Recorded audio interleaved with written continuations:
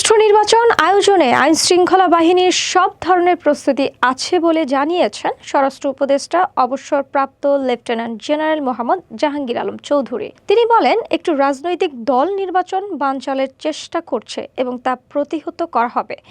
আজ রবিবার দুপুরে আইনশৃঙ্খলা সংক্রান্ত কোর কমিটির বৈঠক শেষে তিনি এই মন্তব্য করেন। স্বরাষ্ট্র উপদেষ্টা বলেন, যে দলের কার্যকলাপ নেই তারা তো চাইবে নির্বাচন না হোক। এটা প্রতিহত করার দায়িত্ব রাজনৈতিক দল, জনগণ সবার।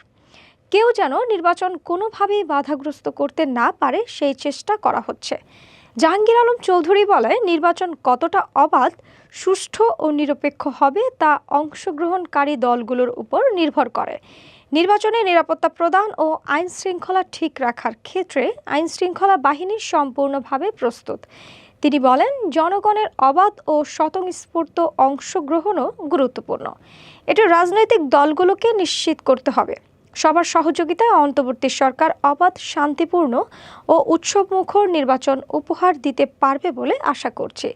রাজনৈতিক দলগুলোর উদ্দেশ্যে তিনি আরও বলেন, সরকার চলে যাওয়ার পর রাজনৈতিক দলগুলোর মধ্যে যে একটা ঐক্য ছিল সে ঐক্য ধরে রাখতে হবে।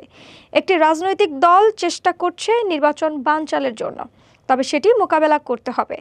তিনি জানান, অন্তর্বর্তীকালীন সরকার দায়িত্ব নেওয়ার পর ঢাকা ও এর আশেপাশে ১৬০৪টি অবরোধ হয়েছে, যা ১২৩টি সংগঠন করেছে।